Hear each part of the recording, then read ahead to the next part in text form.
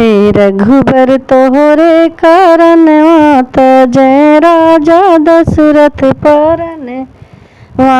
हे रघुबर तोहरे कारणवा त जय राजा दशरथ परनवा। त जय राजा दशरथ परनवा। राम जी है हमरे आँखी के पुतरी, राम जी है हमरे आँखी के पुतरी, आँखी के पुतरी हो आँखी के पुतरी। लक्ष्मण है दोनों नयनवा त जय राजा दशरथ परनवा। लक्ष्मण है दोनों नयनवा त जय राजा दशरथ परनवा। हे रघुबर तोहरे कारणवा त जय राजा दशरथ परनवा। हे रघुबर तोहरे कारणवा त जय राजा दशरथ परनवा। सीता तो ही हमरे हाथे के कलछुल, सीता तो ही हमरे हाथे के कलछुल, हाथे के कलछुल हो हाथे के कलछुल के अब बनई है भोजनवा त जय राजा दशरथ परनवा। के अब बनई है भोजनवा त जय राजा दशरथ परनवा। हे रघुबर तोहरे कारणवा त जय राजा दशरथ परनवा। हे रघुबर तोहरे कारणवा त जय राजा दशरथ परनवा। जाई के पहुँचे चित्रकूट में, जाई के पहुँचे चित्रकूट में, चित्रकूट में हो चित्रकूट में।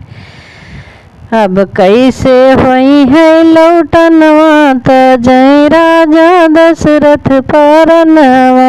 अब कहिया हुई है यवनवा त जय राजा दशरथ परनवा।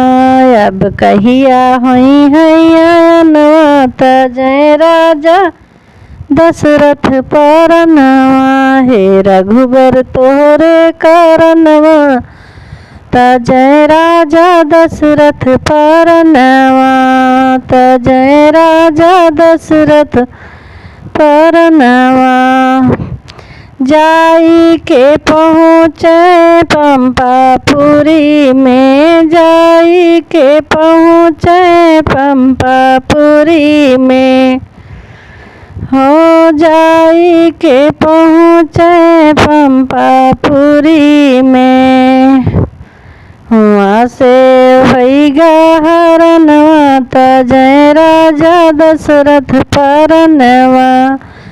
सीता का हैगे हरनवा त जय राजा दशरथ परनवा। त जय राजा दशरथ परनवा। हे रघुबर तोहरे कारणवा त जय राजा दशरथ परनवा।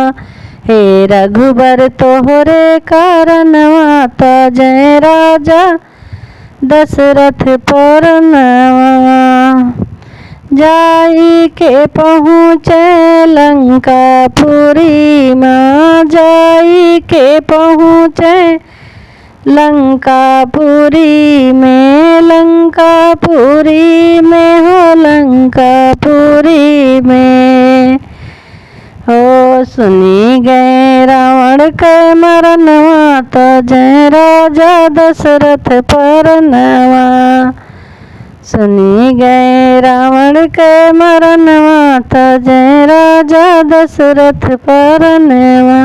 हे रघुबर तोहरे कारणवा त जय राजा दशरथ परनवा, हे रघुबर तोहरे कारणवा तजय राजा दशरथ परनवा, हे रघुबर तोहरे कारणवा तजय राजा दशरथ परनवा, तजय राजा दशरथ परनवा।